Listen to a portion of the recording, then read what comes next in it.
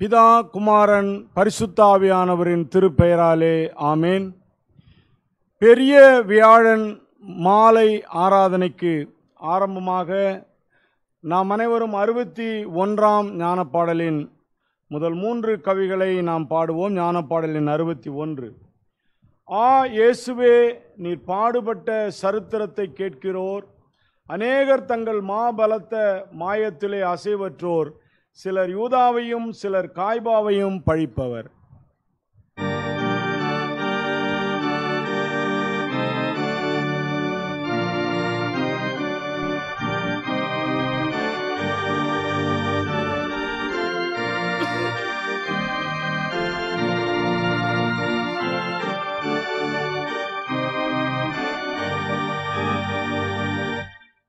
இயேசுவே, நீர் பாடுபட்ட சரித்திரத்தை கேட்கிறோர். அநேகர் தங்கள் மாபலத்த மாயத்திலே அசைவற்றோர். சிலர் யூதாவையும் சிலர் காய்பாவையும் பழிப்பவர். சீமோனிலாய் வரமில்லாதோர் முள்பின்னோர் அன்பற்றவர். இராது நீதியாய் செய்யாதோர் மனிதர் பொல்லாதவர். என்றவரும் மனிதர் கொடுஞ்செயலை கோபிப்பர். நீர்பட்டதாய் நன்றாய் சிந்தித்து சபிக்கப்பட்ட பாவங்கள் அனைத்தையும் பகைத்து விட்டு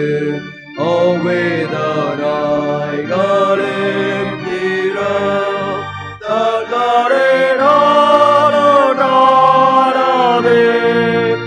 என்றாழும் பேர்கள் கொஞ்சமே.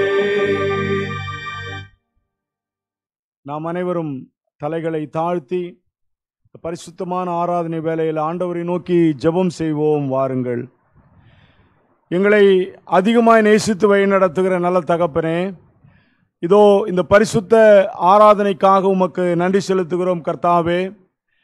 வியாழன் இரவிலே வியாகுலத்தோடு நீர் விளம்பின போதகத்தை கேட்கும்படியாய் இந்த இரவு நேரத்திலே இந்த ஆலயத்திலே நாங்கள் கூடி வந்திருக்கிறோம் கர்த்தாவே. 2000 ஆண்டுகளுக்கு முன்பு சிலுவைக்கு தன்னை ஒப்பு கொடுப்பதற்கு முன்பதாக வியாழன் இரவிலே சீஷர்களோடு பந்தி இருந்து தடு திரு சரீரத்தையும் திரு இரத்தத்தையும் உட்கொள்ளும்படியான ஒரு உடன்படிக்கையை அவர்களுக்கு ஏற்படுத்தி கொடுத்த அந்த நாளை இன்றைக்கு நாங்கள் நினைத்து பார்க்கிறோம் சுவாமி.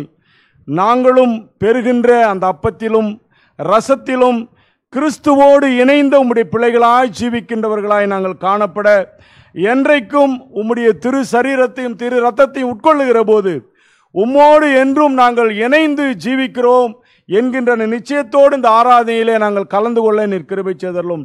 இந்த நாளிலும் கூட கர்த்தாவே, இப்படிப்பட்ட ஆசீர்வாதமான செய்தியை எங்களோடு கொண்டு வரப்போகிற அன்பான ஆயரை நீர் ஆசீர்வதித்து உம்முடைய வல்லமையினாலும் கிருபையினாலும் ஆவின் அபிஷேகத்தினாலும் நிரப்பி அவர் மூலமாக நீர் எங்கள் மத்தியிலே பேசுகிற ஒவ்வொரு வார்த்தைகளும் எங்களுக்கு மிகவும் பிரயோஜனமாய் காணப்பட, அந்த வார்த்தைகளை நாங்கள் எங்களுடைய இருதயத்தில் ஏற்றுக்கொண்டு இந்த பூமியிலே உமக்கேற்ற பிள்ளைகளாய் ஜீவிக்க நீர் கிருபை செய்தருளும். இந்த ஆராதனை துவக்கம் முதல் முடிவு மட்டாக தேவ பிரசன்னத்தோடு நாங்கள் கலந்து கொள்ள நீர் கிருபை செய்தருளும். துதி கன மகிமை உமக்கே செலுத்துகிறோம். மீட்பர் இயேசுவின் நாமத்தில் ஜெபிக்கிறோம் நல்ல பிதாவே, ஆமென்.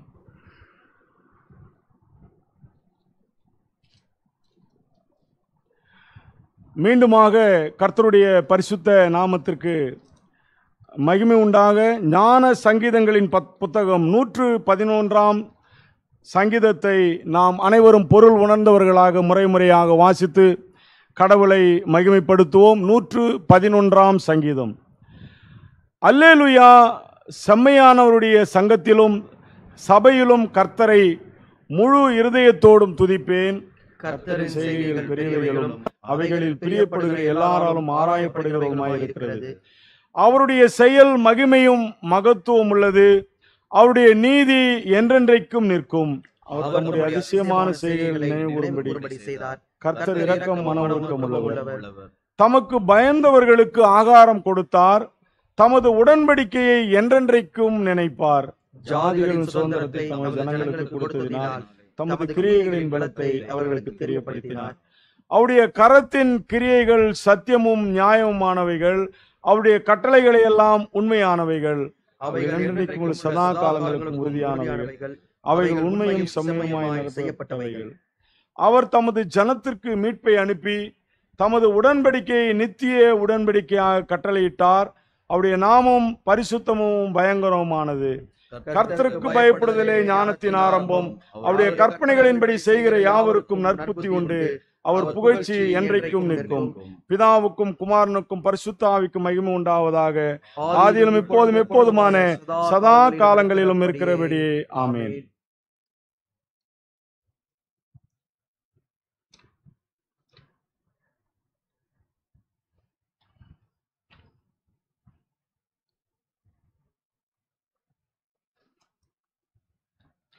மீண்டுமாக கர்த்தருடைய பரிசுத்த நாமத்திற்கு மகிமை உண்டாக 216 கீர்த்தனையை நாம் அனைவரும் சேர்ந்து பாடுவோம். கீர்த்தனை எண் 216. அன்பரின் நேசம் ஆர் சொல்லலாகும், அதிசய அன்பரின் நேசம் ஆர் சொல்லலாகும்.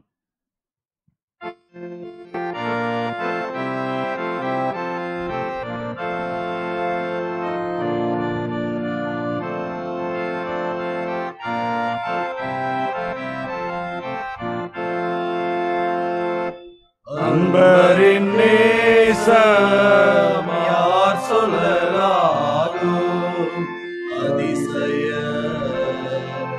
அன்பரின் நேசம் யார் சொல்லலாகும். துன்பகோரம் தொடர்ந்திடும் நேரம், அதிசய அன்பரின்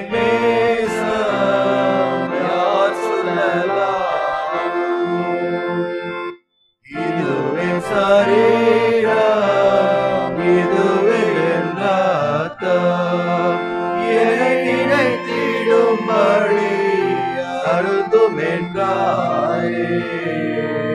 அதிசய அன்பரின் நேசம் யார் சொல்லலாகும். பிரிந்திடும் வேளை நெருங்கினாரே, வருந்தின சீயர்காய் மருகி நின்றாரே. அதிசய அன்பரின் நேசம் யார் சொல்லலாகும். யாழனிரவில் வியாகுலத்தோடே விளம்பின போதகம் மறந்திடலாமோ. அதிசய அன்பரின் நேசம் யார் சொல்லலாகும். செடியும் கொடியும் சேர்ந்திடம் நோடே, முடிவு பரியந்தம் நிலைக்கின்றாரே. அதிசய அன்பரின் நேசம் யார் சொல்லலாகும்.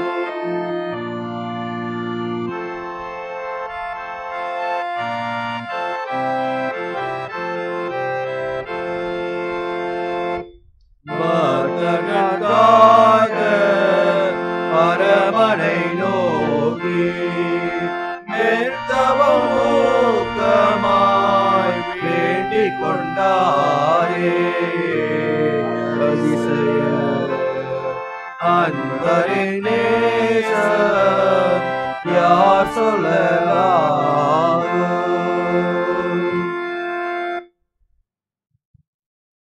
பெரிய வியாழக்கிழமை தினத்துக்குரிய ஆரம்ப கீதத்தை நாம் மாறி மாறி பாடுவோம். பெரிய வியாழக்கிழமைக்குரிய ஆரம்ப கீதம்.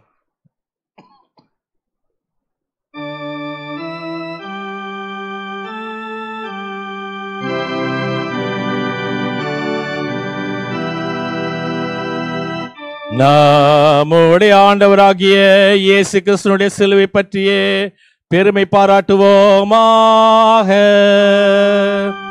அவர் நமது அதிசயமான செய்கைகளை நினைவு கூறும்படி செய்தார். பாரத்திலிருந்து இறங்கின ஜீவ ஆகாரம் நானே என்கிறா.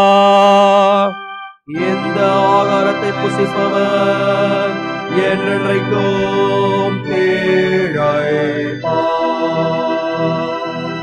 நாம் மொழியில் நடப்போமானால் ஒருவரோடு ஒருவர் ஐக்கியப்பட்டவர்கள் ஆகுவோம். இயேசுவின் ரத்தம் எவ்வித பாவமும் நீங்க நம்மை சுத்திகரிக்கிறது.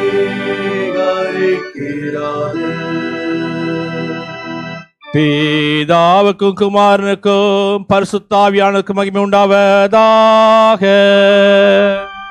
ஆதியிலும் இப்பொழுதும் எப்பொழுதுமான சதா காலங்களில் இருக்கிறபடியே ஆமென்.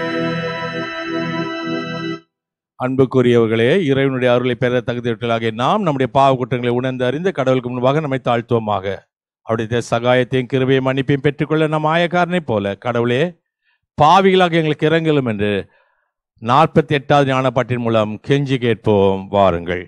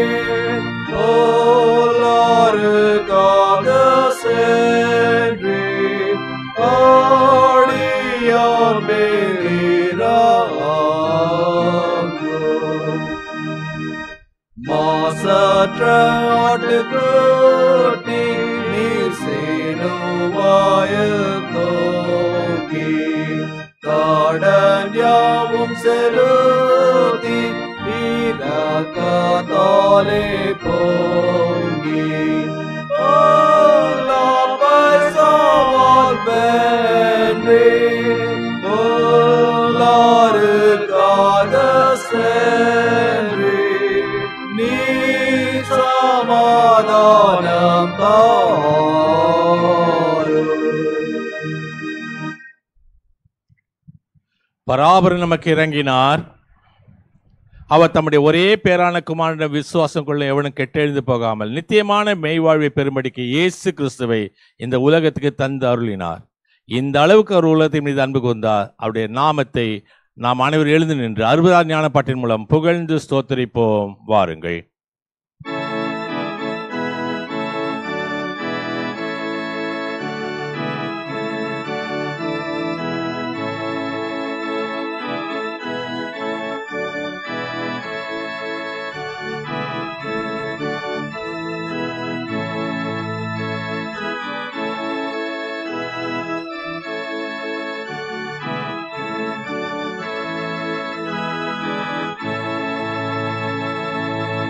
யாரை நான் புகழுவேன்,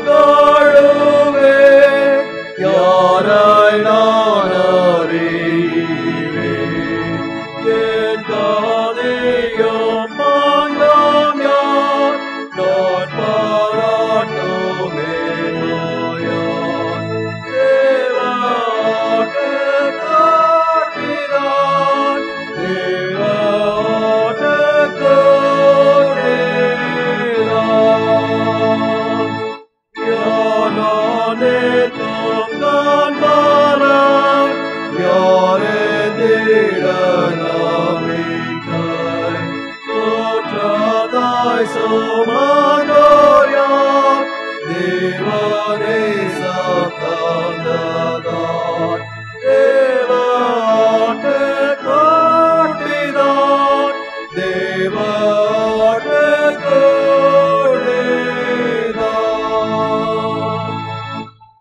என் பேரான பலம் யார், ஆத்துமத்தின் சாரம் யார், யாரால் பாவி நீதிமான், யாரால் தேவ பிள்ளை நான், தேவாட்டு கூட்டியான், தேவாட்டு கூட்டியான், காசேயல் சகாயர் யார், சாவின் சாவு எனக்கார், என்னை தூதர் கூட்டத்தில் சேர்ப்பதார் நான் சாகையும், தேவாட்டு கூட்டினான், தேவாட்டு கூட்டினான், இயேசுதானின் ஞானமே, அவரின் சங்கீதமே, நீங்களும் புகழுங்கள், அவரை பின் செல்லுங்கள், தேவாட்டு கூட்டியாய், தேவாட்டு கூட்டியாய்.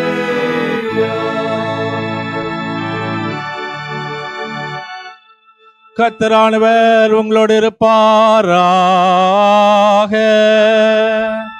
அவர் உமதாவியோடும் இருப்பாராக.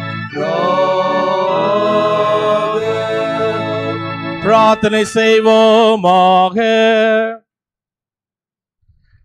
ஆண்டவராகிய இயேசு கிறிஸ்துவே, உமது பாடுகளை நாங்கள் நினைவு கூறும்படி திரு ராபோஜனமாகிய ஞான திரவியத்தை எங்களுக்கு தந்ததற்காக உமக்கு ஸ்தோத்திரம் செலுத்துகின்றோம். உம்முடைய மீட்பினுடைய பலன் எங்களுடைய வாழ்க்கையில் எப்போது வெளிப்படும் பொருட்டு உமது திரு சரீரத்தாலும் திரு ரத்தத்தினாலும் இந்த பரம திரவியத்தை நாங்கள் பயன்படுத்திக் கொள்ளுமாறு எங்களுக்கு அருள் புரிய வேண்டும் என்று உம்மோடும் பரிசுத்த ஆவியோடு என்று சார்கங்கள் நாதர் இயேசு கிறிஸ்துவின் மூலமாய் உம்மை வேண்டிக் கொள்ளுகிறோம் சுவாமி.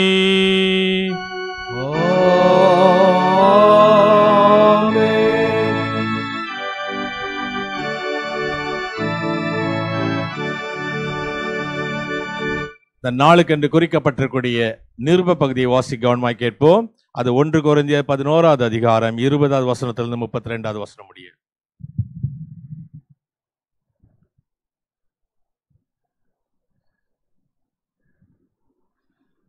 இந்த நாளுக்காக வாசிக்கும்படியாய் தெரிந்து கொண்டிருக்கிற நிருப பகுதி தூய பவுலடிகள் கொரிந்தியருக்கு எழுதின முதல் நிருபம் 11ஆம் அதிகாரம் 20 முதல் 32 வரை. நீங்கள் ஓரிடத்தில் கூடி வரும்போது அவனவன் தன் தன் சொந்த போஜனத்தை முந்தி சாப்பிடுகிறான். ஒருவன் பசியாயிருக்கிறான், ஒருவன் வெறியாயிருக்கிறான். இப்படி செய்கிறது கர்த்தருடைய ராபோஜனம் பண்ணுதல் அல்லவே? புசிக்கிறதற்கும் குடிக்கிறதற்கும் உங்களுக்கு வீடுகள் இல்லையா?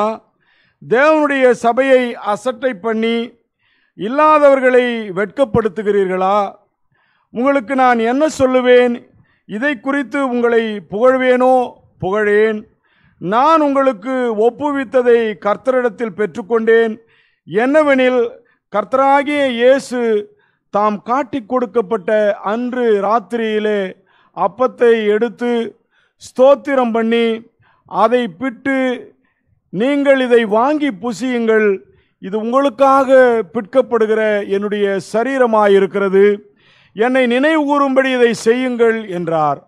போஜனம் பண்ணின பின்பு அவர் அந்தபடியே பாத்திரத்தை எடுத்து, இந்த பாத்திரம் என் இரத்தத்தினாலாகிய புதிய உடன்படிக்கையாயிருக்கிறது, நீங்கள் இதை பானம் பண்ணும் போதெல்லாம் என்னை நினைவு கூறும்படி இதை செய்யுங்கள் என்றார்.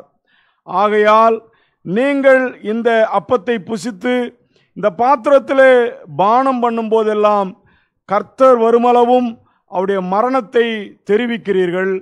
இப்படி இருக்க, எவன் அபாத்திரமாய் கர்த்தருடைய அப்பத்தை புசித்து அவருடைய பாத்திரத்தில் பானம் பண்ணுகிறானோ அவன் கர்த்தருடைய சரீரத்தையும் இரத்தத்தையும் குறித்து குற்றமுள்ளவனாய் இருப்பான்.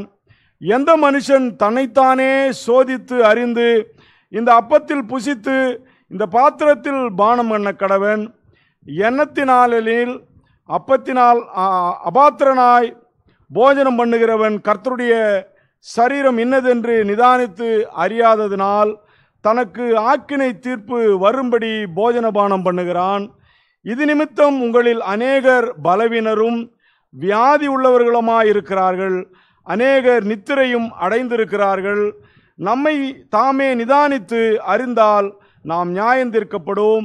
நாம் நியாயந்தீர்க்கப்படும் போது உலகத்தோடே ஆக்கினைக்குள்ளாக தீர்க்கப்படாதபடிக்கு கர்த்தராலே சிட்சிக்கப்படுகிறோம்.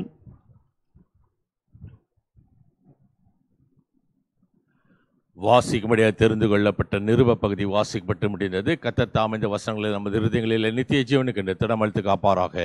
ஆமேன்.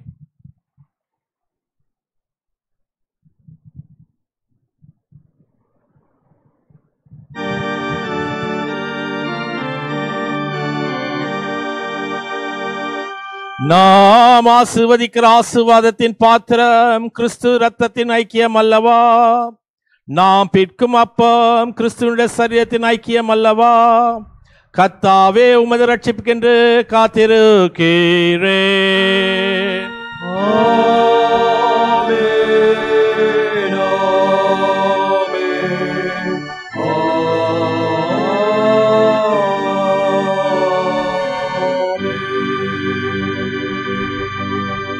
அந்தபடி அந்த நாளுக்கென்று குறிக்கப்பட்டிருக்கூடிய சுவிசேஷ பகுதியை வாசிக்க கவனமாய் கேட்போம். அது யோவான் என்பதில் எழுதின சுவிசேஷம் 13வது அதிகாரம் முதல் 15 வசனங்கள். பரிசுத்த யோவான் 13வது அதிகாரம் முதல் 15 வசனங்கள். பஸ்கா பண்டிகைக்கு முன்னே இயேசு உலகத்தை விட்டு பிதாவின் இடத்துக்கு போகும்படியான தம்முடைய வேலை வந்தது என்று அறிந்து தாம் உலகத்தில் இருக்கிற தம்முடையவர்களிடத்தில் அன்பு வைத்தபடியே முடிவு பரியந்தம் அவர்களிடத்தில் அன்பு வைத்தார். சீமோன் குமாரனாக யூதாஸ் காரியத்தை அவரை காட்டி கொடுக்கும்படி பிசாசானவன் அவருடைய இருதயத்தை தூண்டின பின்பு அவர்கள் போஜனம் பண்ணி கொண்டிருக்கையில் தம்முடைய கையில் பிதா எல்லாரையும் ஒப்பு கொடுத்தார் என்பதையும் தாம் தேவனிடத்திலிருந்து வந்ததையும் தேவனிடத்துக்கு போகிறதையும் இயேசு அறிந்து போஜனத்தை விட்டு எழுந்து வஸ்திரங்களை கழட்டி வைத்து ஒரு சீலையை எடுத்து அறையிலே கட்டி கொண்டு பின்பு பாத்திரத்தில் தண்ணீர் வார்த்து சீடருடைய கால்களை கழுவவும் தான் கட்டி கொண்டிருந்த சீலையினால் தொடக்கவும் தொடங்கினார். அவர் சீமோன் பேதுருவினிடத்தில் வந்தபோது அவர் அவனை நோக்கி, ஆண்டவரே, நீர் என் கால்களை கழுவலாமா என்றான். இயேசு அவருக்கு பிரத்யுத்தரமாக, நான் செய்கிறது இன்னதென்று இப்போது நீ அறியாய், இனிமேல் அறிவாய் என்றார். பேதுரு அவரை நோக்கி, நீ ஒரு கால் என் கால்களை கழுவப்படாது என்றார். இயேசு அவனுக்கு பிரத்யுத்தரமாக, நான் உன்னை கழுவாவிட்டால் என்னிடத்தில் உனக்கு பங்கில்லை என்றார். அதுக்கு சீமோன் பேதுரு, ஆண்டவரே, என் கால்களை மாத்திரமல்ல என் கைகளை என் தலையையும் கூட கழுவ வேண்டும் என்றான். இயேசு அவனை நோக்கி, மூழ்கினவன் தன் கால்களை மாத்திரம் கழுவ வேண்டியதாயிருக்கும், மற்றபடி அவன் முழுவதும் சுத்தமாயிருக்கிறான், நீங்களும் சுத்தமாயிருக்கின்றீர்கள், ஆகிலும் எல்லோரும் அல்ல என்றார். தம்மை காட்டி கொடுக்கிறவனை அவர் அறிந்திருந்தபடியால் நீங்கள் எல்லோரும் சுத்தமுள்ளவர்கள் அல்ல என்றார். அவளுடைய கால்களை அவர் கழுவ பின்பு தம்முடைய வஸ்திரங்களை தரித்து கொண்டு திரும்ப உட்கார்ந்து அவளை நோக்கி, நான் உங்களுக்கு செய்ததை அறிந்திருக்கின்றீர்களா? நீங்கள் என்னை போதகர் என்றும் ஆண்டவர் என்று சொல்லுகின்றீர்கள். நீங்கள் சொல்லுகிறது சரிதான், நான் அவர்தான், ஆண்டவரும் போதகமாக நானே உங்கள் கால்களை கழுவினதுண்டானால் நீங்களும் ஒருவருடைய கால்களை ஒருவர் கழுவ கடவீர்கள். நான் உங்களுக்கு செய்தது போல நீங்களும் செய்யும்படி உங்களுக்கு மாதிரியை காண்பித்தேன் என்றார் என்பது.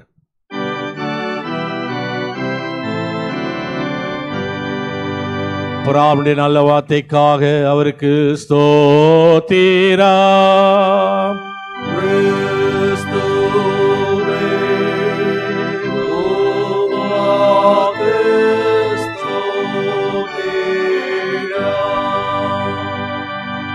நாம் உலகம் எங்கிலும் உள்ள சகல கிறிஸ்தவ விசுவாசிகளோடு நாமும் ஒருங்கிணைந்தவர்களாய் நமது விசுவாசத்தை அப்போஸ்தல விசுவாச பிரமாணத்தின் மூலம் பயபக்தியோடு அறிக்கை செய்வோம்.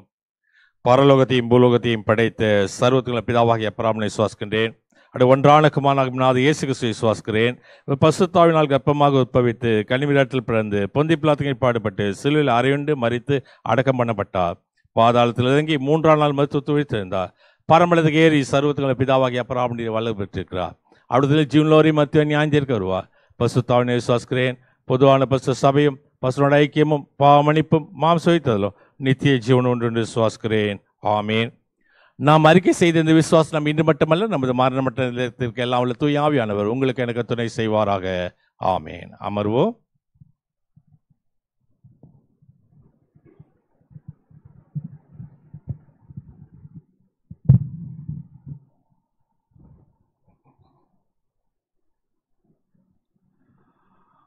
மீண்டுமாக கர்த்தருடைய பரிசுத்த நாமத்திற்கு மகிமை உண்டாகவும் கர்த்தருடைய வார்த்தையை நாம் கேட்பதற்கு ஆதாரமாகவும் 347 ஞானப்பாடலை நாம் பாடுவோம். ஞானப்பாடலின் 347. பிளவுண்ட மலையே புகலிடம் ஈயுமே, பக்கம்பட்ட காயமும் பாய்ந்த செந்நீர் வெள்ளமும் பாவதோஷம் யாவையும் நீக்கும்படி அருளும்.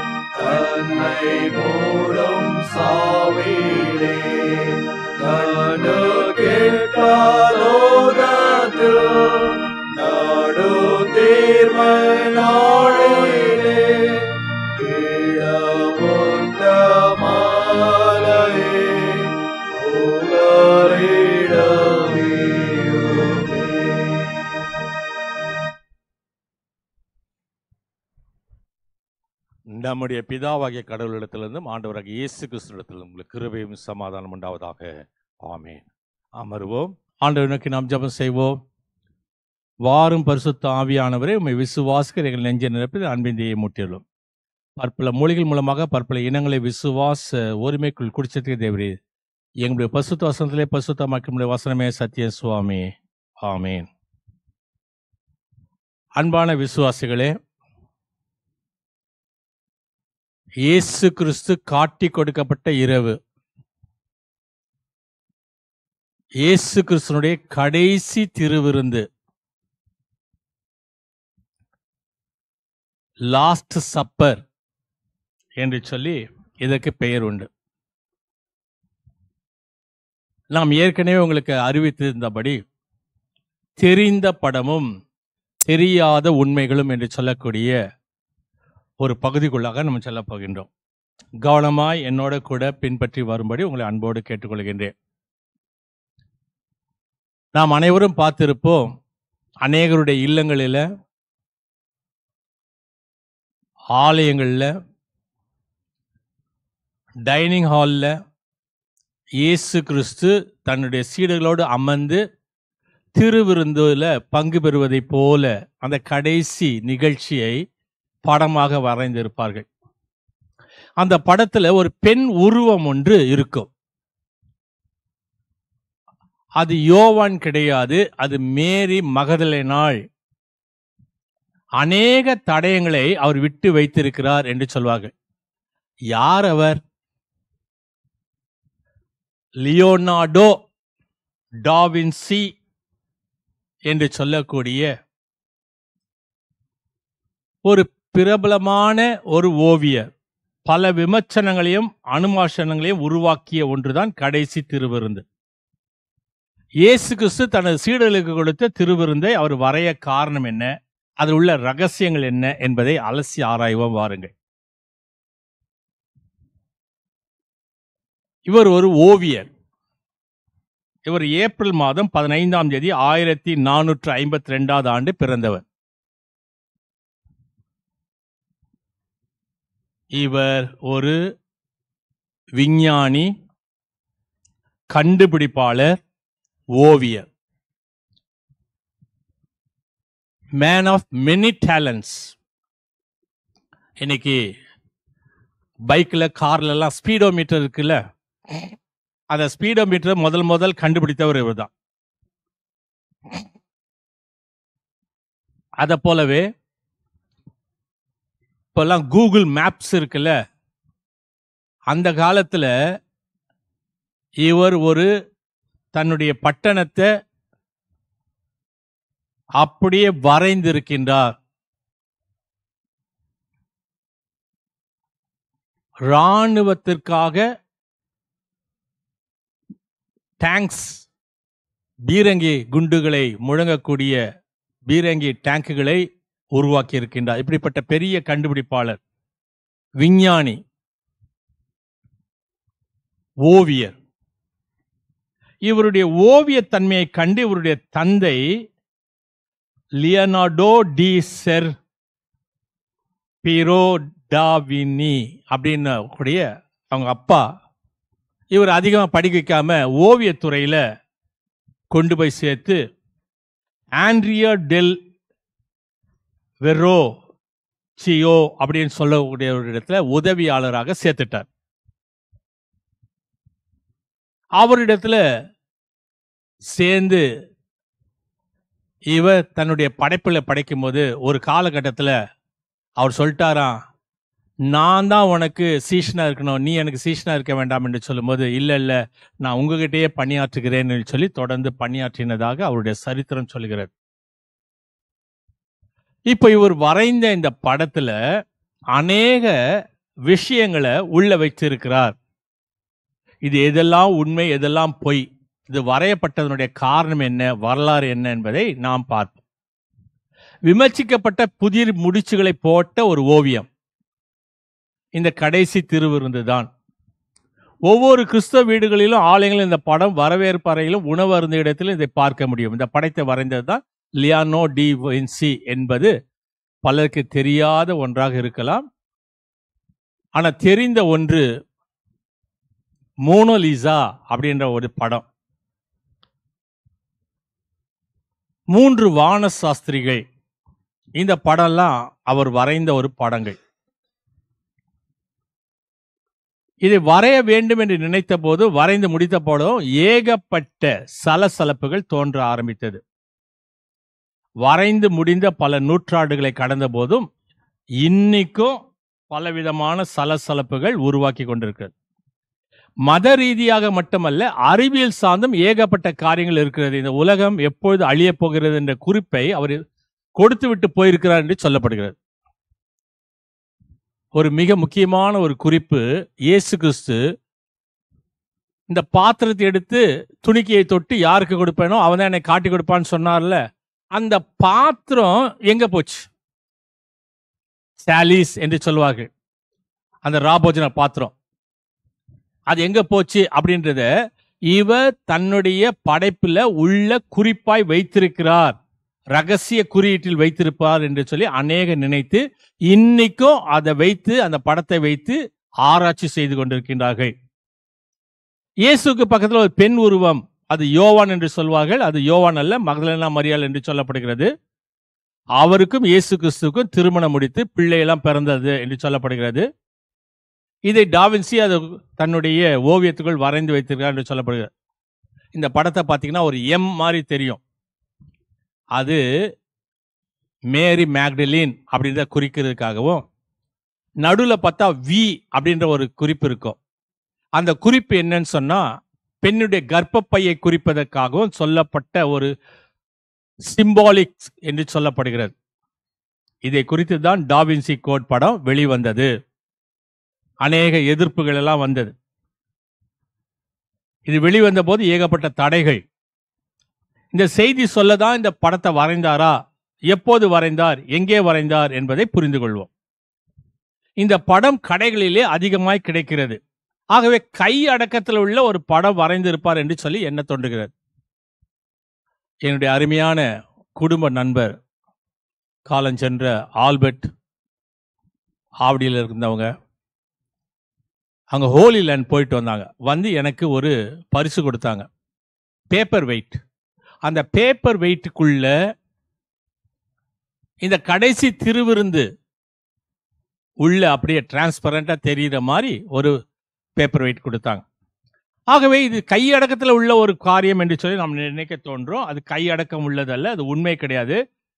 அது மிக பிரம்மாண்டமான 15 அடி உயரத்துக்கும் 29 அடி அகலத்துக்கும் வரையப்பட்ட ஓவியம்.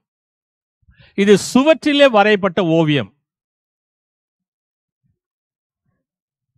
இது கிரேக்க முறையில வரையப்பட்ட ஒரு ஓவியம். சுவற்றில் பிளாஸ்டர் ஆஃப் பாரிஸ் தடவி ஈரம் காய்வதற்கு முன்பாகவே ஸ்டென்சில் போல வரைந்து லே அவுட் வரைவார்கள். அதன் பிறகு அதன் மேல் வர்ணம் பூசுவார்கள். பிரெஸ்கோ ஸ்டைல் என்று சொல்லி அதற்கு ஒரு பெயர். மற்றவர்களை போல சாதாரண வர்ணங்களை உபயோகப்படுத்தாமல் ஆயில் பெயிண்டிங் பயன்படுத்தினார் இவர். ஏறத்தாழ அவர் வரைந்தது அழிந்து வருகிறது. அதை காப்பாற்ற வருடத்துக்கு ஒரு முறை அதை ரிஸ்டோர் பண்ணி வருகின்றார்கள். 1947 ஆண்டு ஏன் இந்த டாவின்சி வியான் நகரத்துக்கு வந்தார்? இந்த படம் வரைவதற்கு 1494 இருந்து 1498 வரைக்கும் எடுத்துக்கொண்டார் என்று சொல்லப்படுகிறது. அவருடைய காலத்தில் ஒரு சிற்றரசன் லூடோவிசோ அவர் கீழாக ஒரு வேலை பார்த்துக்கிட்டு இருந்தார். ஏன் அப்படின்னு சொன்னா, அந்த காலத்தில் இருந்த கட்டத்தில் அரசர்கள் ஆலயங்களை கட்டுவதும் எழுப்புவதுமாக இருந்தார்கள். தங்களுடைய வரலாற்றை அடுத்த தலைமுறைக்கு கொண்டு செல்ல வேண்டும் என்பதுதான் காலத்துடைய கட்டாயம். இன்னைக்கு கூட பார்த்தீங்கன்னா, ஒருத்தர் அரசாட்சி செலுத்துறாங்கன்னா அவங்க காலத்தில் நாங்கள் என்னென்ன செஞ்சோன்றதுக்காக பெரிய பெரிய அலங்கார வளைவுகளை உருவாக்குவார்கள். அதை போல இவர் பெரிய கட்டிடங்களை, சிலைகளை அமைப்பது, ஓவியங்களை வரைந்து வைப்பது போன்றவைகள் நடந்தது. அரசர்களுக்கு பிடித்தமானதாகவும் அரசியலுக்கு அத்தியாவசியமானதாகவும் இருந்தது.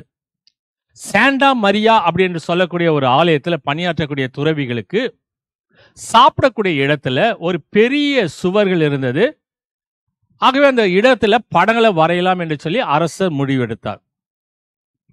2 பக்கத்துல பெரிய சுவர்கள், வடக்கு பக்கத்துல ஒரு சுவற்றில் இயேசுவை சிலுவையில் அறைந்த படத்தையும், தெற்கு பகுதியிலே இயேசு திருவிருந்து காட்சி வரைய வேண்டும் என்று சொல்லி தீர்மானம் செய்தாங்க.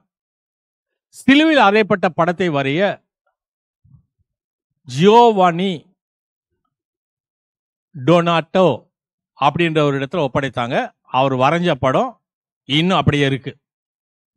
ஆனா அந்த பிரெஸ்கோ பெயிண்டிங் மூலமாக படங்களை வரைந்தவர் அந்த ஆலயத்தில் பல பழங்களையும் கலைகளையும் கொடுத்த குடும்பத்தை சேர்ந்தவராக இருந்தார்.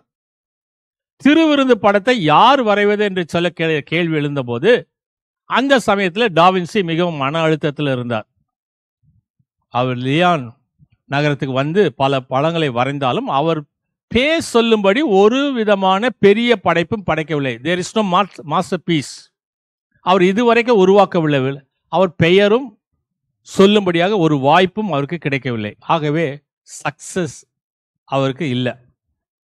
இளவரசர் தன்னுடைய தகப்பனாருடைய வெண்கல சிலையை உருவாக்க வேண்டும் என்று நினைத்து குதிரையில் உட்கார்ந்து ஓட்டுவதை போல உருவாக்க வேண்டும் என்று நினைத்தார். அதுக்கு டாவின்சி படங்களெல்லாம் வரைந்து வரைபடங்களெல்லாம் வரைந்து அவுட்லைன் எல்லாம் வரைந்து கொடுத்தார். ஆனால் எந்த காரணத்தாலும் அந்த சிலை உருவாக்கப்படாமல் அந்த திட்டம் கைவிடப்பட்டு விட்டது. பல திட்டங்களை கைவிட்டு விடப்பட்டு இருந்ததுனால அவர் ராசியில்லாத ஓவியர் என்று சொல்லக்கூடிய பெயரும் அவருக்கு கிடைக்கப்பட்டது. இந்த சூழ்நிலையில தான் இளவரசர் இவரை கொண்டு இந்த படத்தை வரைய சொன்னார். டாவின்சி ஒரு பிரெஸ்கோ ஓவியம் வரைந்து பார்த்தது கிடையாது என்று சொல்லப்பட்டது. இவரை நம்பி இவ்வளவு பெரிய பொறுப்பை எப்படி கொடுப்பது என்று இளவரசர் மீது விமர்சனங்களை சொன்னாங்க. இளவரசர் இவர் மீது அபார நம்பிக்கை வைத்திருந்தார். ஆகவே இவரை நம்பி கொடுக்கலாம் என்று சொன்னார். அதுவரை மன அழுத்தத்தில் இருந்தவர் இதுவரை கற்ற அனைத்து விதைகளையும் இறக்கி ஒரு மாஸ்டர் பீஸை உருவாக்க வேண்டும் என்று நினைத்து உருவாக்கினதுதான் இந்த படம். ஒரு ஆயில் பெயிண்டிங் இவர் வரைந்தது அழிந்து கொண்டிருக்கிறது. சிலுவில் அறையப்பட்ட படம் அழியாமல் இருக்கிறது. இவர் படம் ஆயில் பெயிண்டிங் பண்ணினதனால் அழிகிறது. இவருடைய இன்னொரு பெயர், இவருக்கு வைக்கப்பட்ட இன்னொரு பெயர் சோம்பேறி பெயிண்டர் என்று சொல்லி இவருக்கு எல்லாரும் அழைப்பார்கள். ஏன் என்று சொன்னால் இவரிடத்துல ஒரு வேலையை கொடுத்தா சீக்கிரம் முடிக்க மாட்டார், நாள் கணக்கில் இழுத்தடித்து கொண்டிருப்பார் என்று சொல்லக்கூடிய விமர்சனம் அவருக்கு கொடுக்கப்பட்டது. இவர் நாள் கடத்தும் போது இளவரசரிடம் சொல்லப்பட்டது, ஏங்க நீங்க பெயிண்டிங் கொடுத்தீங்க, அவர் ஒழுங்காவே முடிக்கல, அவரோடு கூட கொடுத்தீங்க இன்னொருத்தர், அவர் முடிச்சிட்டாரு, இவர் இன்னும் முடிக்கல அப்படின்னு சொல்லும் போது இளவரசரை கூப்பிட்டு டாவின்சியை கூப்பிட்டு ஏன் நீ முடிக்கலன்னு கேட்டார். அப்ப டாவின்சி இளவரசரை பார்த்து சொன்னாரு, நான் வில்லனை தேடிக்கிட்டு இருக்கேன், யூதாஸ் வில்லன், அவன் முகம் எனக்கு கிடைக்கல. நீங்க இப்படி என்ன தொந்தரவு பண்ணிட்டு இருந்தீங்கன்னா என்னை பத்தி யாரு கம்ப்ளைண்ட் சொல்றானோ அந்த கம்ப்ளைண்ட் பண்றவனுடைய முகத்தை யூதாஸ் முகமா நான் வரைஞ்சிருவேன் அப்படின்னு சொல்லிட்டாராம். ஒருவேளை அப்படிதான் வரைஞ்சாரோ இல்லையோ என்று சொல்லி நமக்கு தெரியாது. ஒருவேளை அவர் முகத்தை தான் யூதாஸுக்கு வரைந்தாரா என்பது நமக்கு தெரியாது. பழைய முறைகளை ஒழித்துவிட்டு பல புதிய விஷயங்களை வேனிஷிங் பாயிண்ட் அப்படின்னு சொல்லக்கூடிய ஒரு புதிய யுக்தியை அவர் கையாளுகின்றார். நடு மைய பகுதியில எது குவிகிறதோ அதற்கு பேர் தான் வேனிஷிங் பாயிண்ட் என்று சொல்லப்படும். அனைத்தும் அதன் மைய பகுதியே வரைந்திருப்பார்கள். இன்னைக்கு போட்டோகிராஃபரா இருந்தாலும் சரி, இல்ல பெயிண்டிங்கா இருந்தாலும் சரி, ஒரு மைய பகுதி, ஒரு புள்ளி. இதுக்கு முன்னாடி எல்லாம் அப்படி வரையிலையா அப்படின்னு நம்ம கேட்டோம்னு சொன்னா எல்லாம் வரைஞ்சாங்க, ஆனா உயிரற்றவைகளா இருந்தது. ஜியோமெட்ரிக் வடிவில கவனம் செலுத்தினார் டாவின்சி, ஆனா மற்றவங்க அதை செய்யல. இயேசுவினுடைய மைய பகுதியில் இருப்பார், மற்றவர்கள் உயிரற்றவர்களாக இருக்க மாட்டார். ஏதாவது ஒரு செயலில் இருப்பார்கள், அவர்கள் முகத்தில் செய்கையில் வித்தியாசங்கள் காட்டியிருப்பார் டாவின்சி.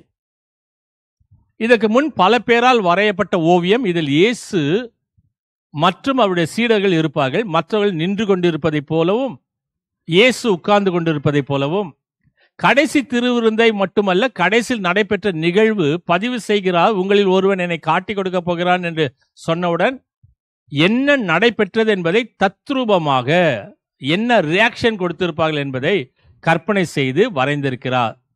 ஒருவருக்கு ஒருவர் டிஸ்கஸ் பண்ணி கொண்டிருப்பதை போல அவர் வரைந்திருப்பார்.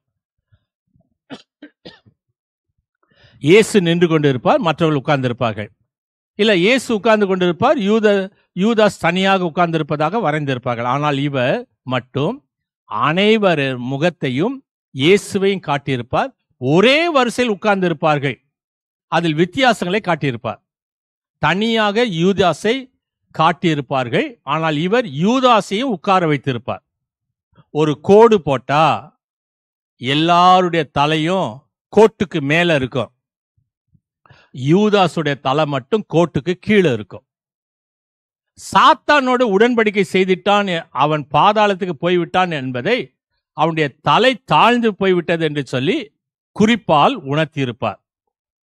இந்த சீடர்களை 3 பேரா வைத்திருப்பார். 3 பேரா டாவின்சி வரைந்திருப்பார். இயேசு மட்டும் தனியாக, மற்றவர்கள் 3 பேரா இருப்பார்கள். இது புலம்பல் அதிகாரம் 3ஆம் அதிகாரம் 31வது வசனம். ஆண்டவர் என்றைக்கும் கைவிட மாட்டார். 32வது வசனம், அவர் சஞ்சலப்படுத்தினாலும் தமது மிகுந்த கிருபையின்படி இறங்குவார். 33வது வசனம், அவர் மனப்பூர்வமாய் மனுபுத்திரரை சிறுமையாக்கி சஞ்சலப்படுத்துகிறதில்லை. இந்த வார்த்தைகளை ஹிடன் மெசேஜாக உள்ளே வைத்திருக்கிறார் என்று சொல்வார்கள். இவர் இப்படியெல்லாம் சொல்வதனால் இவர் இறந்தால் நரகத்துக்கு போவார் என்று சொல்லப்பட்டது. கடவுள் என்று ஒருவர் இருப்பார் என்று சொன்னா அவர் இரக்கம் கொண்டவராக தான் இருப்பார். அவர் என்னையும் மன்னித்து சொர்க்கத்துக்கு தான் அனுப்புவார் என்று இவர் முகத்தையும் அவர் அதில் வரைந்திருப்பார் என்று சொல்கின்றார்கள். சீடர்கள் ஏதாவது ஒரு செயலை செய்வார்கள், இது இயேசுவை நோக்கினதாக இருக்கும். ஆனால் யூதாஸ் முகம் மட்டுமே இயேசுவை பார்க்காமல் இருக்கும். டாவின்சி வரைஞ்சதுல இது இவருடைய முகமாக இருக்கலாம் என்று சொல்லப்படுகிறது. இவர் கடவுள் மேல் அதிக நம்பிக்கை கொண்டவராக அல்ல, கடவுள் மேல் கேள்வி எழுப்பக்கூடியவராக இருந்திருக்கின்றார். மற்ற ஓவியங்களில் இயேசுடைய தலைக்கு மேலாக ஒரு ஒளிவட்டம், ஒரு ஹாலோ இருக்கும். சீடருடைய தலைக்கு மேலாக ஒளிவட்டம் இருக்கும். யூதாஸ்க்கு மட்டும் ஒளிவட்டம் இல்லாமல் இருக்கும். ஆனா டாவின்சி யாருக்குமே ஒளிவட்டம் கொடுக்கல. இயேசு கிறிஸ்து என்பவர் நம்மை மாதிரி ஒரு மனிதர் தான், வாழ்ந்து இறந்து போன மனிதர். இவர் கருத்துக்கள் பலரை போய் சேர வேண்டும் என்று கருத்து கொண்டவராய் இருந்தார். இயேசுவை கடவுளாக டாவின்சி நம்பவில்லை. இந்த ஓவியம் வரைந்து முடிந்த பிறகு அது இன்னும் பெரிய சர்ச்சைகளை கொடுத்தது. ஓவியத்தினுடைய அழகு, பிரம்மாண்டம் இவைகளை பார்த்து அதற்கு பிறகு குற்றம் சொன்னவர்களால் எதையும் எதிர்த்து பேச முடியாமல் போயிற்று. இந்த ஓவியம் நம்ம நாட்டில் இருக்கக்கூடாதா என்று சொல்லி பல அரசர்கள் ஏங்கினார்கள். பிரான்ஸ் அரசர் 12ஆம் லூயி வியான் நகரத்துக்கு மேல படையெடுத்து வந்தார். தனது கட்டுப்பாட்டுக்குள்ள கொண்டு வந்த போது இந்த ஓவியத்தை பார்த்து மிரண்டு போயிருக்கின்றார். இது இருக்கக்கூடிய இடம் வியான் நகரம் கிடையாது, பிரான்ஸ் தான் என்று சொல்லி அதை பேத்தெடுத்து கொண்டு போக வேண்டும் என்று முடிவெடுத்தார். இது சுவற்றில் வரைந்திருந்ததனால் பேத்தெடுக்கும் போது இந்த ஓவியம் பழுதடைந்தால் என்ன செய்வது என்று யோசித்து, அதை தானே எடுக்க முடியாது, அது வரைந்தவரை எடுத்துட்டு போயிடலாம்ல அப்படின்னு நினைச்சு இதே மாதிரி ஒரு ஓவியத்தை வரையலாம் என்று சொல்லி முடிவெடுத்தார். அந்த சமயம்தான் டாவின்சி தான் பிறந்த ஊரில் ஓவியம் வரைய போயிருந்தார். இதே போல ஓவியம் வரைய வைக்க வேண்டும் என்று பிரான்ஸ் அரசர் நினைத்தார். நீங்கள் அவ்வளவு கஷ்டப்பட வேண்டாம், அதை போலவே மற்றொரு ஓவியம் எங்களிடம் இருக்கிறது என்று சொல்லி அவருடைய சீடர்கள் முன் வந்தார்கள். டாவின்சியுடைய லியோனார்டோடைய சீடர்கள். டாவின்சி டூப்ளிகேட் காப்பி அந்த காலத்திலே உருவாக்கினார். அவருடைய காலகட்டத்தில் அவருடைய ஒர்க் ஷாப் மிகவும் பெருசு. அவரிடத்துல வேலை செஞ்சவங்க எல்லாம் நிறைய சீடர்கள் இருந்தாங்க, அசிஸ்டன்ஸ். அவங்க எல்லாம் அவங்ககிட்ட வேலை கொடுக்கணும். என்ன செய்தது, சீடர்களுக்கு வேலை கொடுக்க வேண்டும், ஆகவே டூப்ளிகேட் செய்யுங்க அப்படின்னு சொல்லிட்டார்.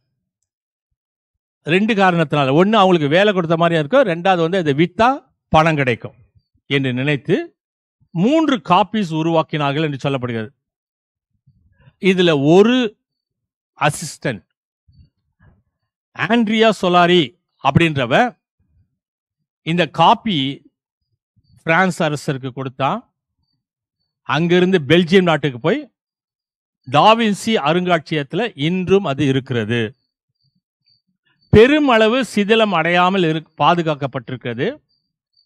லண்டனில் இருக்கக்கூடிய ராயல் அகாடமிக் ஆர்ட்ஸ் ஒன்றும், சுவிட்சர்லாந்து நாட்டில் சென்ட் ஆண்ட்ரியூ சர்ச்சில் ஒன்றுமாக மீதம் இன்னும் 2 காப்பீஸ் இருக்கு. மொத்தம் 3 சொல்லியாச்சு, இன்னும் 2 காப்பீஸ். அது யோவான் கிடையாது, மேரி மகதலினாள் என்று சொல்லப்படுகிறது. அதற்கு முன்பாகவே அநேகர் வரைந்தார்கள். அவர்கள் அனைவரும் சபை சில சட்ட திட்டங்களுக்கு உட்பட்டு வரைந்தார்கள். ஒரு சீடரை பார்த்த உடனே இவர் எந்த சீடர் என்பதை புரிந்து கொள்ள வேண்டும் என்று சபையினுடைய சட்ட திட்டங்களுக்கு உட்பட்டு வரைந்தார்கள். பேதுரு ஒரு கோபக்காரர். இயேசுவை கைது செய்ய வரும்போது வேலைக்காரன் காதை வெட்டி விடுவார். ஒருவர் கையில கத்தி இருக்கும், அவர்தான் பேதுரு என்று பார்த்த உடனே அடையாளம் காணும்படியாக அப்படி வரைந்தார்கள். யூதாஸை வரையும் போது தனியாக ஒளிவட்டம் இல்லாமல் அவர் கையில் பணமுடிப்பு இருக்கும். டாவின்சி வரைந்த ஓவியத்திலும் அவர் கையில் பணமுடிப்பு இருக்கும். உப்பை தட்டி விட்டதை போல ஒரு படம் இருக்கும். யூதாஸ் தட்டி விட்டதை போல இருக்கும், வரையப்பட்டிருக்கும். உப்பு கடவுளோடு செய்து கொண்ட உடன்படிக்கை, அந்த உடன்படிக்கை யூதாஸ் தட்டி விட்டான் என்று சொல்லப்படுகிறது. உப்பிட்டவரை மறுதளித்து விட்டான் என்பதை, ஏமாற்றி விட்டான் என்பதும், இவருக்கு முன் வரைந்தவர்கள் அனைவரும் யோவானை பெண் தன்மையோடு தான் வரைந்திருக்கிறார்கள், அதை பின்பற்றி டாவின்சி வரைந்திருக்கிறார் என்று சொல்லுவது தவறு. மேரி மகதலேனாலை வரைந்திருக்க வேண்டும் என்று சொன்னால் இவர் நேரடியாகவே அவர் வரைந்திருப்பார், மறைமுகமாக எல்லாம் அவர் வரைந்திருக்க மாட்டார். யோவான் தான் என்று சொன்னால் ஏன் தள்ளி வரைந்தார், அது ஏன் தள்ளி வரைந்தார்ன்றதுக்கு புலம்பல் 3வது அதிகாரம் 31, 32, 33 வசனத்தை பேஸ் பண்ணி சொன்னேனே. இப்போ யோவானை மட்டும் அதை வெட்டி எடுத்து இந்த பக்கத்தில் வைத்தா அது இயேசுவினுடைய மார்பில் சாய்ந்திருப்பதை போல தெரியும். இவர் தனது 67வது வயதுல 1519வது வருஷம் மே மாதம் 2ஆம் தேதி மரணம் அடைந்தார். இதுதான் தெரிந்த படமும் தெரியாத உண்மைகளும். இன்னைக்குள்ள செய்தியின் அடிப்படையில் இது ஒரு கட்டளை வியாழன், கடைசி ராபோஜனம். ஆண்டவர் கால்களை கழுவ கட்டளையிட்டார். யோவான் 13:14 கர்த்தரை நினைவு கூறும்படி கட்டளையிட்டார். ஒருவரில் ஒருவர் அன்பாய் இருக்கும்படி கட்டளையிட்டார். இந்த சம்பவத்தை தான் நாம் இந்த நாளிலே இயேசுவோடு தொடர்பு படுத்தி பார்க்க போகின்றோம். உடல் கால்களை கழுவ கட்டளை. இது எதற்கு என்று சொன்னால் தாழ்மையை, நான் உங்களுக்கு ஒரு மாதிரியை, யோவான் 13:15, லூக்கா 22:26 தாழ்மையை கர்த்தர் காண்பிக்கின்றார். நான் பெரியவன் நீ பெரியவன் இல்ல, ஒருவருடைய ஒருவர் கால்களை கழுவி தாழ்மையை போதிக்கும் ஆண்டவர். 2வது காரியம், கர்த்தரை நினைவு கூறும்படியாக ஒரு கட்டளை. இது ஒரு ஐக்கிய விருந்து. துரோகியான யூதாசையும் சேர்த்து கொண்டு ஒரு விருந்துக்கு அழைக்கப்படுவது. அது ஒரு உடன்படிக்கையின் விருந்து. லூக்கா எழுதின சுவிசேஷம் 22வது அதிகாரம் 20வது வசனம். புது உடன்படிக்கை எளியோர் வல்லவரோடு உடன்படிக்கை, இங்கு வல்லோர் எளியோரோடு உடன்படிக்கை செய்யப்படுகிறது.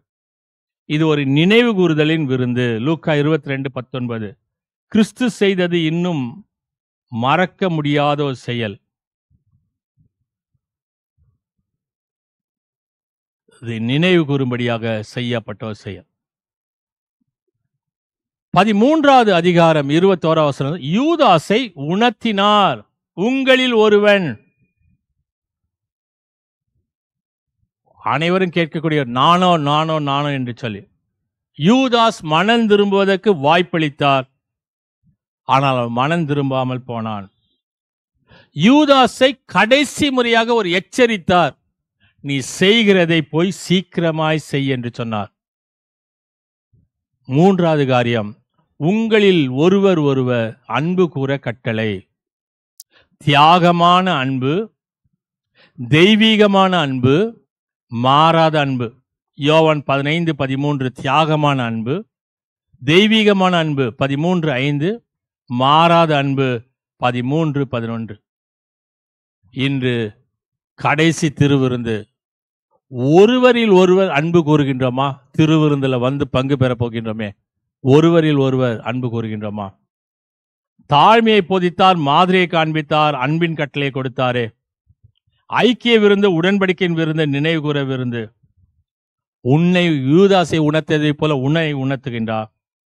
மனம் திரும்புவதற்கு வாய்ப்பளித்தார், எச்சரிப்பு செய்கின்றார். அந்த எச்சரிப்பினுடைய சத்தத்தை கேட்டு மனம் திரும்பி திருவிருந்திலே பங்கு பெற்றார். பாவ மன்னிப்பு, நித்திய ஜீவன், மோட்சத்தை பெற்று அனுபவிக்க தூய ஆவியானவர் உங்களுக்கு துணை செய்வாராக. ஆமேன், ஆண்டவரை நோக்கி நாம் ஜெபம் செய்வோம். மகா கிருபையுள்ள நல்ல ஆண்டவரே, ஆஸ்வதிக்கூடியவரே, தியாகமான அன்பு, எங்களை எல்லா விதத்திலும் நெருக்கி ஏவும் அன்பு, அந்த அன்புக்கு நாங்கள் அடிப்பணிந்தவர்களாக தாழ்மையை முன்மாதிரியை பின்பற்றினவர்களாக வாழ்க்கை நடத்த உதவி செய்யும். துதி ஸ்தோத்திரம் கன மகிமை செலுத்துகிறோம். இயேசு கிறிஸ்துவை வேண்டிக் கொள்கிறோம் சுவாமி. ஆமென். நம்முடைய ஆண்டவராக இயேசு கிறிஸ்துவின் கிருபையும் பிதாவாகிய தேவன் அன்பும் பரிசுத்தாவுடைய ஐக்கியம் ஆசீர்வாதம் வழி நடத்தலாம் சதா காலத்திலும் நம் அனைவரோடும் இன்று என்று இருப்பதாக. ஆமென். அறிவிக்க வேண்டிய ஒரு சில அறிவிப்புகள். நாளை மதியம் நண்பகல் 12:30 மணிக்கு இயேசு சிலுவையில் மொழிந்த 7 வார்த்தைகளும் கல்வாரி அருவியின் 7 அருவிகளும் என்று சொல்லக்கூடிய தலைப்பிலே சிந்தனை செய்யப்படும். ஈஸ்டர் அன்று காலை 5:30 மணிக்கு ஆலய ஆராதனை நடைபெறும். ஏப்ரல் மாதம் 1 தேதி 5:30 மணிக்கு மாத பிறப்பின் காலை ஆலய ஆராதனை நடைபெறும். அனைத்து ஆலய ஆராதனை ஜெப சந்தியோடு கலந்து கொள்ளும்படி உங்களை அன்போடு கேட்டுக்கொள்கின்றோம்.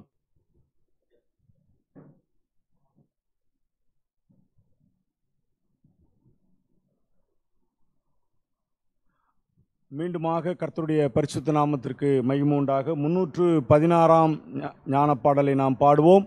அப்பொழுது கர்த்தருக்கென்று காணிக்கை சேர்க்கப்படும். என் அருள்நாதா இயேசுவே, சிலுவை காட்சி பார்க்கையில் பூலோக மேன்மை நஷ்டமே என்று உணர்ந்தேன் என் உள்ளத்தில்.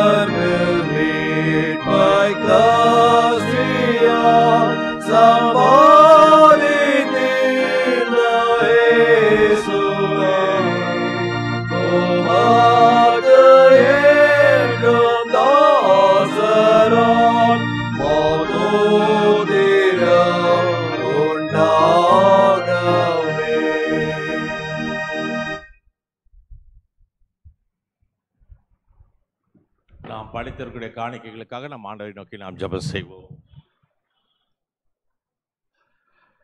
எங்களை நேசிக்கக்கூடிய அருமையுள்ள ஆண்டவரே, ஒருவரில் ஒருவர் அன்பு கூறவும் ஒருவரில் ஒருவர் ஐக்கியப்பட்டிருக்கவும் நீர் எங்களுக்கு மாதிரியை காண்பித்தீரே நன்றி செலுத்துகின்றோம். ஆண்டவராக உமது திரு சரீரமும் இரத்தமும் எங்களுக்கு ஒரு புதிய வாழ்க்கையை தரட்டும். தெரியாத உண்மைகளை நாங்கள் இந்த நாளிலே தெரிந்து கொண்டிருக்கின்றோம். ஆண்டவராக உமது கிருபையிலே நாங்கள் வாழ உதவி செய்தலும். உமது கரத்திலிருந்து பெற்றுக்கொண்டதே நன்றியுள்ள இருதயத்தோடு காணிக்கைகளாக படைக்கிறோம். ஆண்டவராக நீதாம் இந்த காணிக்கைகளையும் படைத்தவருடைய அருமையான மக்களுடைய இருதயத்துடைய விருப்பங்களையும் ஏற்றுக்கொண்டு ஆஸ்வத்து வழி நடத்துவமாகலாம். அது இயேசு கிறிஸ்துவின் பாதம் கெஞ்சி கொண்டாடுகிறோம் சுவாமி. ஆமீன். தொடர்ந்து நாம் ஆண்டவரை நோக்கி ஜெபம் செய்வோம். உலகத்தின் பாவத்தை சுமந்த தேவ ஆட்டுக்குட்டி எங்கள் இரட்சகருமாகிய இயேசு கிறிஸ்துவே, தேவரங்களை பாவ சிறையிலிருந்து மீட்டுக்கொள்ளும்படி சொல்லுக்கடங்காத துயரமும் வேதனைகளும் பாடுகளும் அடைந்து சிலுவை மரத்தில் மரணம் அடைந்தீர் என்பது உம்முடைய சீடர்கள் மூலமாக எங்கள் வெளிப்படுத்திய சத்தியத்துக்காக நாங்கள் உங்களுக்கு நன்றி செலுத்துகின்றோம். தேவர் எங்களுக்கு ரட்சிப்பு அருளும்படி எவ்வளவாய் துன்புற்றீர் என்பதை நாங்கள் நன்றியுள்ள சிந்தையோடு தியானிக்கவும், சொல்லுக்கடங்காத உம்முடைய பாடுகளுக்கு காரணமாயிருந்த பாவத்தை விட்டுவிட்டு நேர்மையாக நடக்கவும் எங்களுக்கு பரிசுத்த ஆவியானவரை கொண்டு துணை செய்தல வேண்டுமாய் கெஞ்சி கேட்டுக்கொள்கிறோம் சுவாமி. ஆமீன். பரமண்டலக்கு எங்கள் பிதாவே, உடைய நாமம் பரிசுத்தப்படுவதாக, ராஜ்யம் வருவதாக, உடைய சித்தம் பரமண்டலே செய்யப்படுவது போல பூமியிலே செய்யப்படுவதாக. அன்றில் அப்பத்தை இன்று தாரும், என் கடனாளிக்கு நாம் அளிக்கிறது போல நிப்பாட்டிலும் மன்னியும், எங்கள் சோதனைக்கு பிரவேசிக்கப்படாதரும் தீமை ரட்சத்துக்கொள்ளும் ராஜ்யம் வல்ல மகிமையும் என்ன சுவாமி. ஆமீன். கர்த்தரானவர் உங்களோடு இருப்பாராக.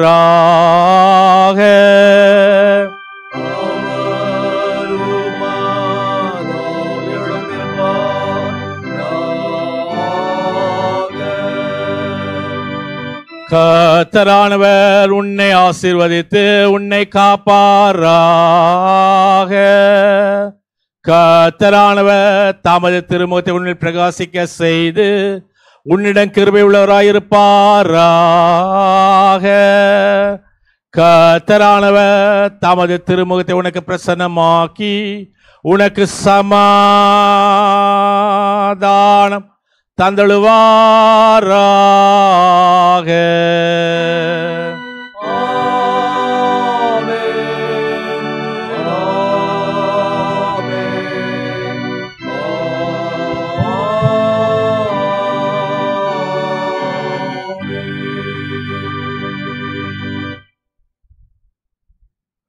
ஆராதனையின் நிறைவு பாடலாக 10ஆம் ஞானப்பாட்டை நாம் பாடுவோம்.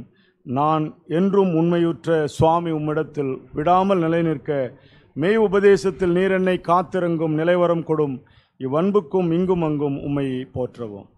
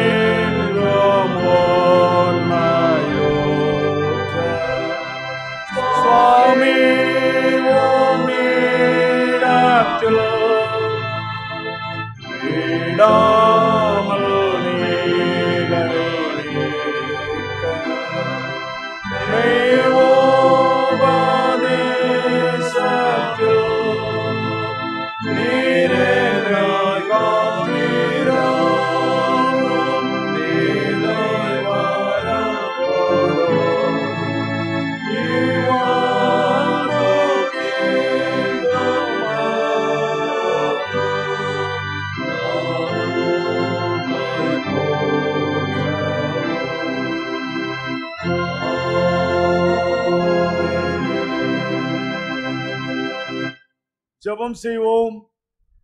எங்களை அதிகமாய் நேசிக்கிறவரே, எங்களை பாதுகாக்கிறவரே, பராமரிக்கிறவரே, அனுதினமும் எங்களை வழிநடத்தி உம்முடைய பிள்ளைகளாய் நீர் வைத்திருக்கிறவரே, உமக்கு ஸ்தோத்திரம். இந்த பரிசுத்த ஆராதனையிலே நாங்கள் பங்கு பெற்ற கர்த்தாவே, கிருபை செய்ததற்காக உமக்கு நன்றி செலுத்துகிறோம். கர்த்தாவே, உம்முடைய திருவிருந்தின் மூலமாக உம்முடைய திரு சரீரத்தையும் திரு இரத்தத்தையும் உட்கொள்வதன் மூலமாக பாவ மன்னிப்பின் நிச்சயத்தை நாங்கள் பெற்றுக்கொண்டிருக்கிறோம். எங்களுக்காக நீர் மரித்திருக்கிறீர், எங்களுக்காக நீர் ரட்சிப்பை கொடுத்திருக்கிறீர் என்பதை நினைத்து இந்த பூமியில அனுதினமும் ஜீவிக்கவும் உம்முடைய பிள்ளைகளாய் கர்த்தாவே என்றைக்கும் வாழவும் உம்முடைய வருகையிலே நாங்கள் பங்காளிகளாய் சேரவும் நீ கிருபை செய்தருளும். இந்த ஆராதனையை நாங்கள் கலந்து கொண்டது முக்கியமல்ல கர்த்தாவே, நீர் கொடுத்த அந்த வார்த்தைகளின்படி இந்த பூமியிலே நாங்கள் ஒவ்வொரு நாளும் வாழும்படியான கிருபை பலனை எங்களுக்கு கட்டளையிட்டருளும். துதிகன மகிமை உமக்கே செலுத்துகிறோம். மீட்பர் இயேசுவின் நாமத்தில் ஜெபிக்கிறோம் நல்ல பிதாவே, ஆமென். என் ஆத்துமாவே கர்த்தரை ஸ்தோத்திரி, என் மூலமுடைய பரிசுத்த நாமத்தை ஸ்தோத்திரி. என் ஆத்துமாவே கர்த்தரை ஸ்தோத்திரி, கர்த்தர் செய்த சகல உபகாரங்களை மறவாதே, ஆமென். எல்லா புத்திக்கும் மேலான தெய்வ சமாதானம் கிறிஸ்து இயேசுவின் இந்த சிந்தையே உங்கள் அனைவரோடும் இன்று இருப்பதாக. ஆமென். சுவாமி கிருபையாயிரும், கிறிஸ்துவே கிருபையாயிரும், சுவாமி கிருபையாயிரும். ஆமென். பராபரனுக்கு ஸ்தோத்திரம்.